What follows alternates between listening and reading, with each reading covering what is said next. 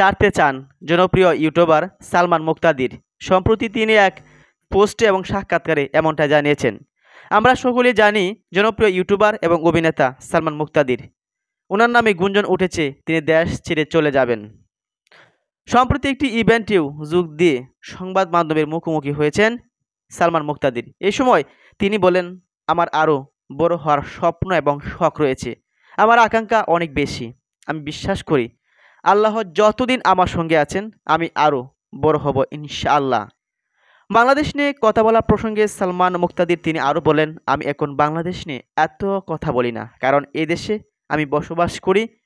কিন্তু যখন আমি এ দেশে থাকবো না তখন দেশের জন্য কথা বলার অধিকারটা আমার থাকবে না। অর্থাৎ তাহলে কি তিনি সত্যিই দেশ ছেড়ে চলে যাবেন এমন চিন্তাভাবনা আছে? এটাই ভক্তদের মাঝে চিন্তার বাজ হয়ে দাঁড়িয়েছে এবং ঘুরপাক খাচ্ছে নানা পোস্টে এবং মন্তব্যে। তখন ওই মুহূর্তে আমি কখনো দেশ নিয়ে কথা বলবো না। দেশ ছাড়া প্রসঙ্গে ইউটিউবার বলেন, আমি বাংলাদেশ ছেড়ে যাব, এটাই আমার নতুন বাংলাদেশের পরিকল্পনা। আমি অনেক আগে থেকেই বলেছি যখন আমার সব শখ স্বপ্ন পূরণ হয়ে যাবে তখন আমি দেশ ছেড়ে বাইরে যাব। দেশ ছাড়ার প্রসঙ্গে আবেগ নয় বরং বাস্তবতা দিয়ে চিন্তা করে বলেছেন, এখানে ইমোশনাল বিষয় বাবার জায়গা নাই। বাস্তবিক অর্থে চিন্তা করলে দেখবেন বাইরের দেশে পরিবারে বড় করা, সেখানকার পরিবেশ, লাইফস্টাইল, জীবনযাত্রার মান সবচেয়ে ভালো। আমার ছোটোবেলা থেকে ইচ্ছে ছিল বিদেশ যাব, আমি অবশ্যই যাব। সেখানে গিয়ে যদি দেশের জন্য কোনো কিছু করার সুযোগ থাকে সেটাও করব।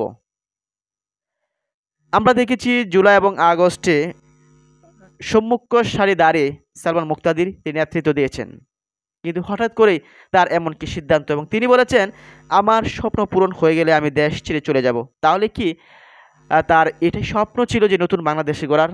আর নতুন বাংলাদেশ গড়ার পর তার মনোভাব কেন হঠাৎ করে চেঞ্জ হয়ে গেছে? আমরা দেখেছি যে মাহফুজ আলম, আসিফ মাহমুদ, সাজিস আলম, হাসনাত আবদুল্লাহ তারাও কিন্তু অবমানিত হয়েছেন সম্প্রতি বেশ ছাত্র এবং জনতার হাতে।